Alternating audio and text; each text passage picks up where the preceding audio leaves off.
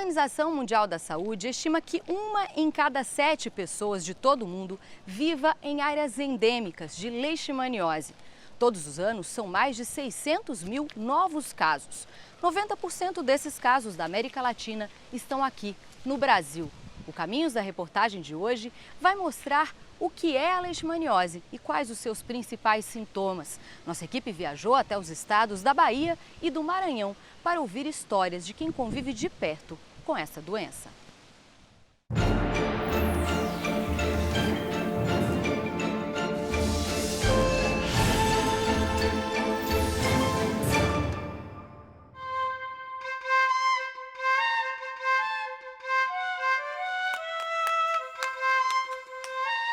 Uma doença negligenciada e que atinge as pessoas mais pobres. Os mosquitos se proliferam no lixo e em material orgânico em decomposição, cena comum em áreas mais carentes. A doença não é negligenciada, na verdade o negligenciado é o paciente, né? Infelizmente esses indivíduos, a maioria dos indivíduos que têm doença de Chagas, hanseníase, leishmaniose, são indivíduos que têm baixas condições socioeconômicas e, com isso, pouco poder de pressão. Se a imprensa abre espaço, noticia, cobra, pressiona, né, algo vai ser feito. A leishmaniose é uma doença infecciosa causada por parasitas do gênero Leishmania. Há 2 tipos de leishmaniose: a tegumentar ou cutânea, que ataca a pele e as mucosas, e a visceral, também conhecida como calazar, que ataca órgãos internos. A doença não é contagiosa. Em 2018, foram registrados quase 20 mil casos de leishmaniose no Brasil. A maioria deles, 16 mil, foi de leishmaniose tegumentar ou cutânea. Só no estado da Bahia, foram cerca de 2 mil pacientes diagnosticados com esse tipo da doença. A transmissão da leishmaniose cutânea se dá pela picada de insetos contaminados e conhecidos popularmente como mosquito palha, tatuquira ou birigui. Para conhecer mais de perto as consequências da doença, nossa equipe viajou até o interior do estado da Bahia, na zona rural de Corte de Pedra, distrito do município de Tancredo Neves. A região é considerada endêmica. Foi aqui que encontramos Jonas e Tatiele. Os dois tiveram leishmaniose cutânea. A primeira vez que eu comecei a ter a ferida foi logo na testa. Logo na testa, porque ela veio como uma espinha. Aí aquela espinha não secou. Aí aqueles caroços que eu pocava, ele não saía massa, ele escorria água. Aí depois que eu cheguei em Corte de Pedra, fiz o teste. Eu mostrei, aí o médico disse que é leishmania. Já são mais de 10 anos de tratamento, desde a descoberta da leishmaniose em 2008. Aí eu comecei a tomar injeção, aqui na roça mesmo, sempre sentia febre alta. Doía muito mesmo. Eu não sentia muita fome.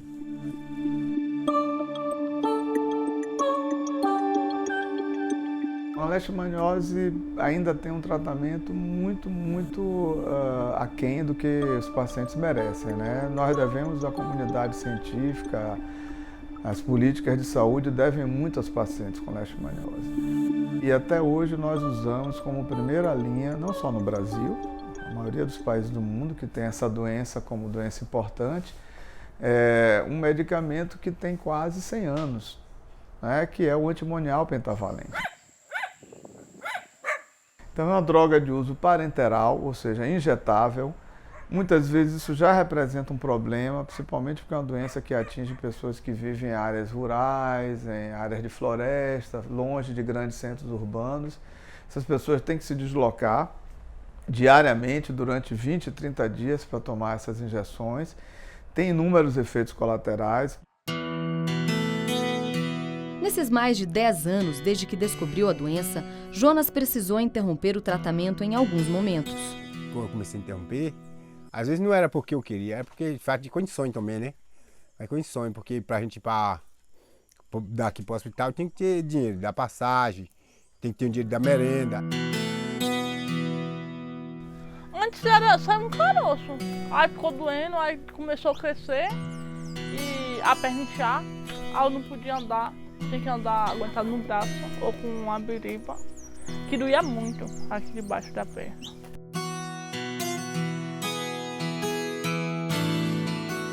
quase ninguém aqui conhecia esse tipo de leishmaniose.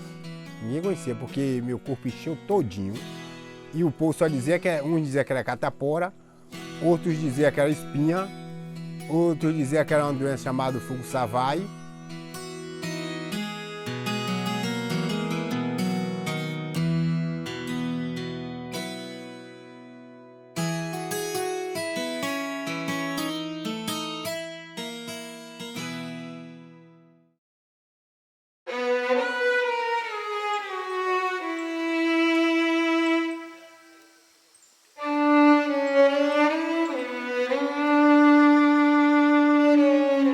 Vadalberto leva no rosto a marca da leishmaniose, ainda ativa. Hoje ele luta para cicatrizar o nariz. Eu já tinha visto em várias pessoas. Aí quando... Primeiro começou pelo um tumor. De um tumor, aí eu espremi o tumor, aí eu vi que era uma leishmania. Eu digo, essa aqui já é uma leishmania. Aí foi quando eu fui para saber do médico que era ou não. Aí ele informou que era. Junto com o diagnóstico da leishmaniose, ele descobriu ser soro positivo. A baixa imunidade complicou ainda mais o tratamento e as feridas tomaram todo o corpo. Na cama eu não ficava sentado, só deitado, estirado. Para me virar era o maior trabalho, porque o corpo era todo, as pernas toda em secreção. Aí não tinha como eu me virar, não aguentava me virar. Aí levei um bocado de tempo, levei um mês sem poder me virar. Depois de um mês para cá, lutava para sentar na cama, eu não conseguia, por causa que saía muito sangue. Aí eu tinha que ficar só estirado. Aí foi daí que eu fiquei atrofiado, levei um bocado de tempo sem poder andar. Eu sinto dor, não posso sentir muito cheiro de coisa assim de perfume, tem uns perfumes que eu não posso sentir o cheiro, aquele cheiro enjoado, aquela agonia. Produto nenhum eu posso ficar ali sentindo aquele cheiro. É assim. Sabão, tomar banho tem que ser sabão de coco. Porque se for qualquer tipo de sabão, ele tem química. Aí ele começa a dar aquela agonia. Tipo uma micose, uma coisa assim. O pai, um irmão e o filho de Vadalberto também tiveram leishmaniose. De 2015 para cá, foi uma epidemia. Uma epidemia, só tinha muita gente com esse problema de leishmania. E aí foi se alastrando, muita gente. E aí as pessoas foram entendendo, né? Tomando informação. Quando via qualquer ferida, já sabia. Quando via uma feridazinha, dizia, isso aqui é leishmania. Hoje é a esposa quem sustenta a casa, vendendo cravo e outros produtos da pequena roça. Meu sonho é ficar bom. Ficar livre desses problemas. Daí pra frente a gente vai tocando a vida, né?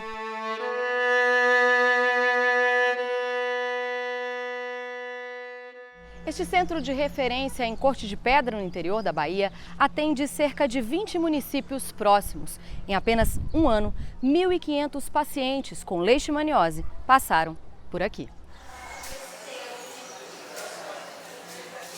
Tudo bom, senhor Antônio? Pode sentar.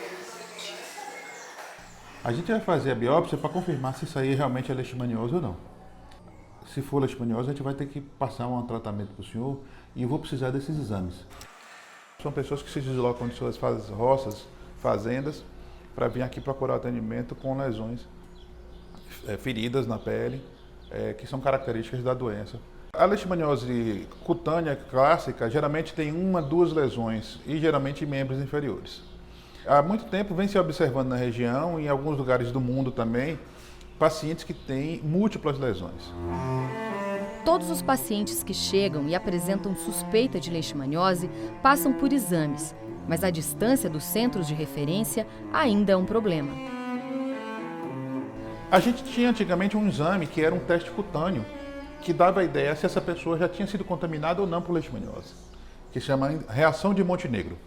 Foi desenvolvido há um século atrás. Só que esse exame parou de ser feito no mundo. A última fábrica que tinha era no Brasil e foi fechada. E era um exame simples, barato, que podia ser feito em qualquer posto de saúde. Aí você tem que lançar mão de exames mais sofisticados. Esses exames sofisticados, a maioria das pequenas cidades do interior, que é onde concentra o maior número de casos, não tem estrutura para fazer. Os pacientes são pessoas de baixa renda, realmente eles não têm um transporte próprio, eles dependem de carros de pau de arara, que realmente faz isso, às vezes, 2, 3 vezes na semana. Geralmente, às vezes, ele tem que dar 2 ou 3 viagens até iniciar o tratamento.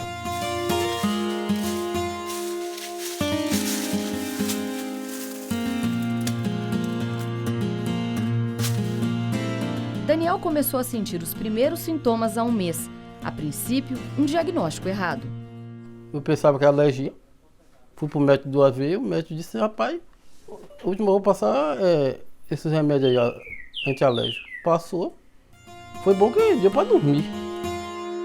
Mas a piora dos sintomas fez com que o agricultor de 60 anos procurasse ajuda no centro de referência em Corte de Pedra.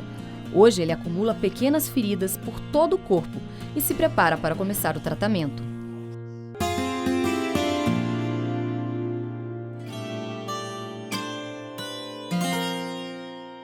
A maior parte das pessoas infectadas em Corte de Pedra vive na zona rural.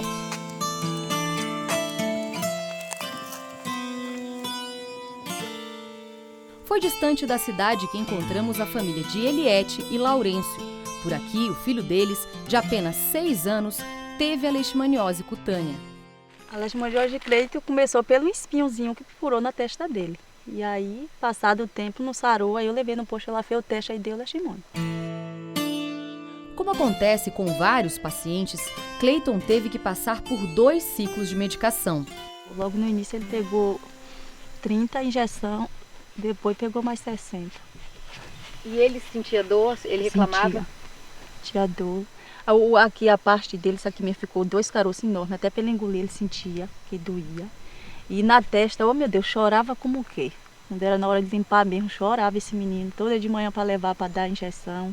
A senhora tem medo dos outros filhos, ou o senhor, ou a senhora mesmo pegar também? Tenho porque quando eu vi o sofrimento desse menino e do meu outro mais velho, eu fiquei muito com trauma. Eu tenho medo de pegar. Eu e os meninos.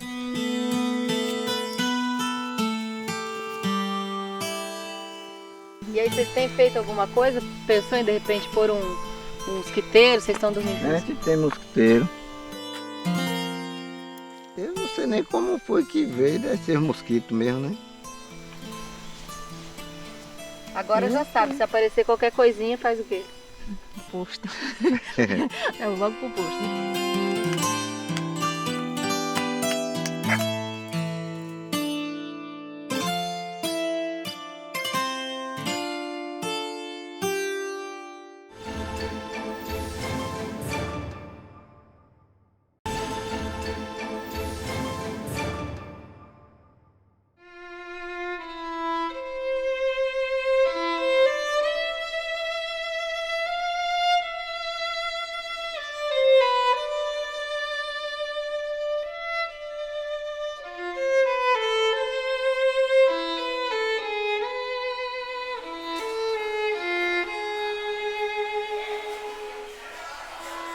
Barriga inchada, febre e perda de peso. Esses podem ser alguns dos sintomas da leishmaniose visceral, também conhecida como calazar. Em 2018, mais de 3.000 pessoas tiveram esse tipo mais grave da leishmaniose. A maior parte dos casos registrados está no Nordeste. Ela é a leishmania que acomete vísceras. E não só vísceras que a gente conhece como fígado ou baço, ela acomete medula óssea. E aí, acometendo a medula óssea, ela acomete o sangue. E assim, por essa via, ela vai acometendo essas outras vísceras. No caso da leishmaniose visceral, o ciclo de transmissão é diferente. O mosquito pica um hospedeiro infectado, geralmente o cachorro, e depois pica o ser humano. Os primeiros sintomas não são imediatos e podem demorar vários dias até aparecer. Muitas pessoas irão entrar em contato com a gente, vão ser picadas e não desenvolverão doença. É necessário que ele esteja apto a ficar doente. E isso tem a ver com alimentação, com hábitos de vida, tudo isso está envolvido. Por isso as crianças são mais suscetíveis. Por isso hoje os pacientes soropositivos na nossa região são mais suscetíveis, porque eles têm a imunidade reduzida.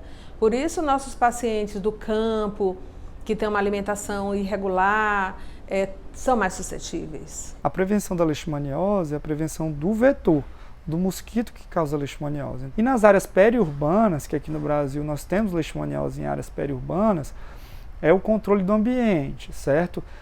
Evitar locais com muita sujeira, com acúmulo de plantas que acumulam mosquito, como bananais, essas coisas. O tratamento de animais, vacinação desses cães, o uso de coleiras, né? O estado do Maranhão é um dos campeões quando o assunto é leishmaniose visceral. Em 2018, foram registrados 687 novos casos. 58 pessoas morreram.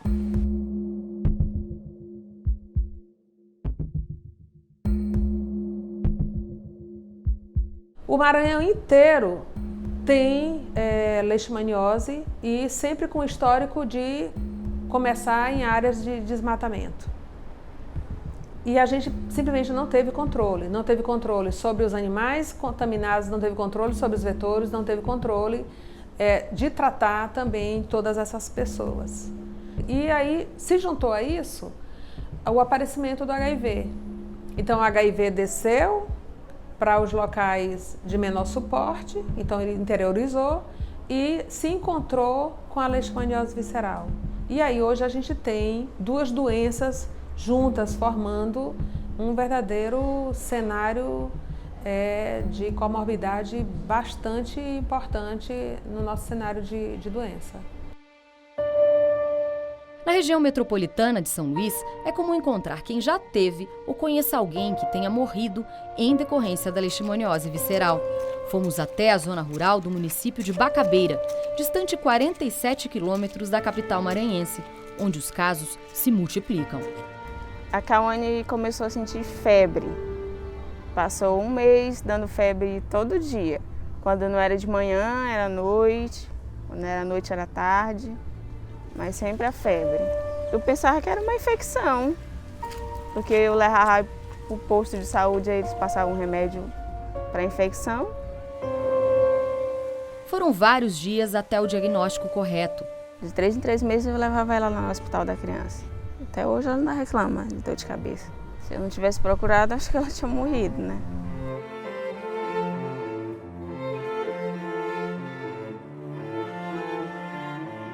No Hospital Presidente Vargas, referência em São Luís, não é preciso buscar muito para encontrar várias pessoas com leishmaniose.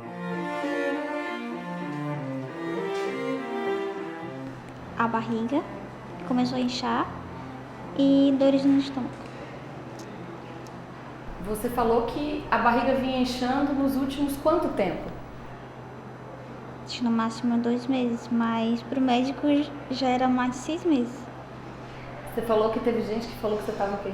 Grávida. Para as pessoas que nunca ouviram falar em Calazar, o que você tem para dizer para as pessoas? O que eu tenho para dizer é que para eles procurarem médico o mais rápido e saber. Não precisa deixar a barriga inchar primeiro como eu, né? Que deixei inchar, aí depois que eu vim já estava um pouco avançado.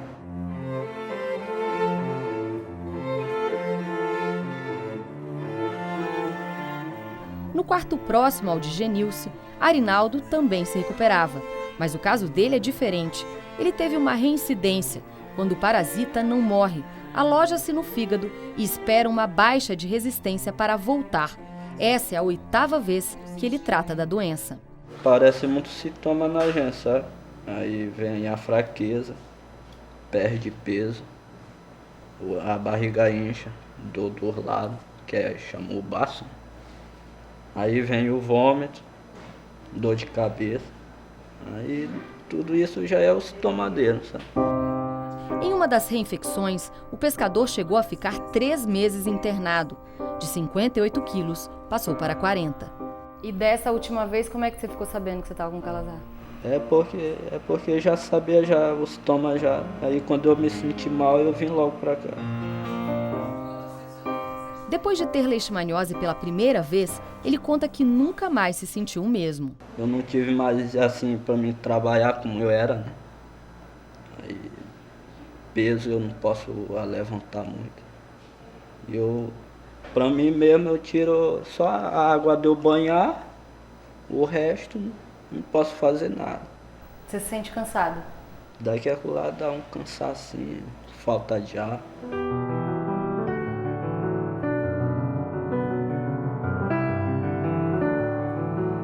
Emily, de 6 anos, está internada com a doença.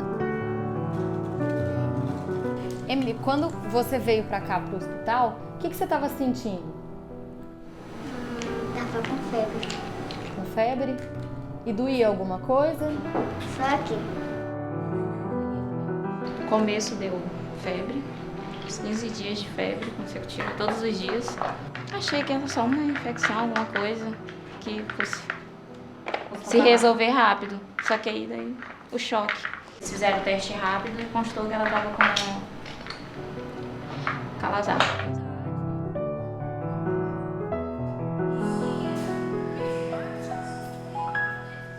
No mesmo corredor onde Emily está internada, encontramos o pequeno Felipe.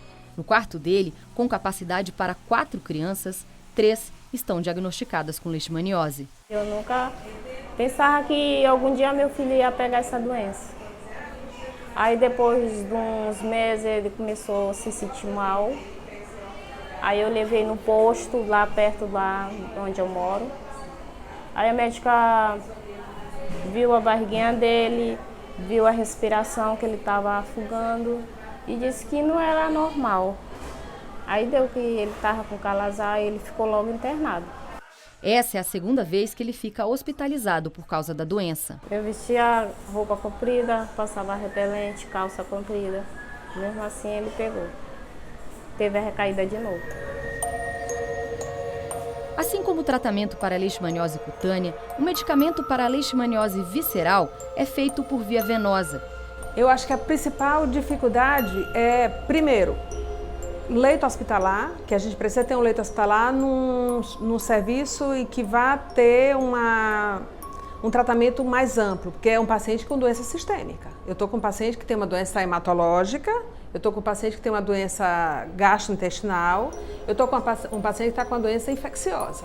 Então são coisas que têm que ser vistas com muito critério, com muito cuidado. E isso traz um pouco de angústia quando a gente vê um paciente um pouco mais grave, que a gente não tem leito para ele, que a gente precisa devolver ele para alguma unidade onde a gente acha que talvez não tenha uma estrutura adequada. O protocolo utilizado para tratar a leishmaniose, tanto cutânea quanto visceral, é o mesmo há 40 anos.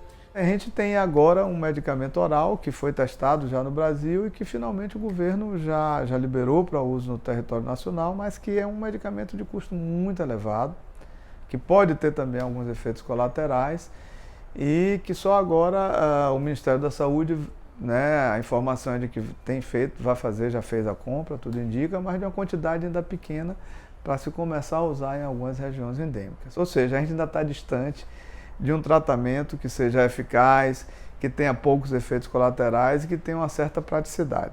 Para a leishmaniose cutânea, a gente está preparando um novo ensaio clínico com uma combinação de tratamento, incluindo uma aplicação de calor na termoterapia e combinado com a miltefosina, que é um medicamento oral. A gente fez um ensaio no Peru e na Colômbia, que terminou, que mostrou bons resultados dessa combinação. E agora a gente está para começar um ensaio com centros no Brasil, e no Panamá, no Peru e na Bolívia. Quando a gente vê a doença de Chagas, a doença do sono e as leishmanioses, são apenas 4% do investimento global em todas as doenças negligenciadas, incluindo o HIV, a malária e a tuberculose.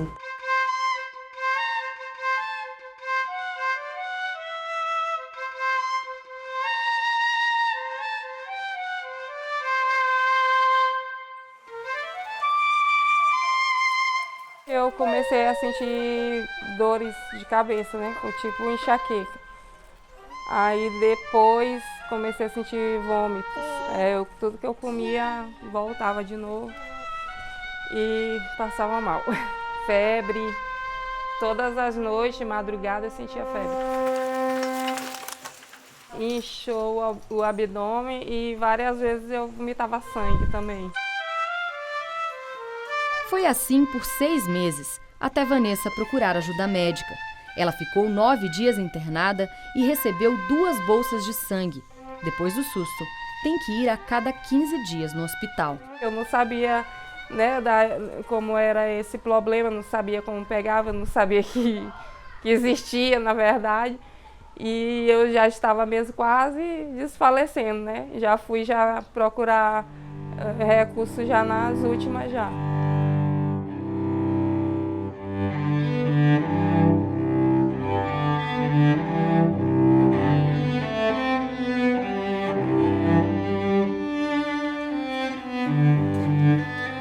Pela questão social, pela questão das pessoas que vivem nas pequenas comunidades, realmente não são vistas pelos poderes que realmente deveriam estar mais presentes, dar mais atenção.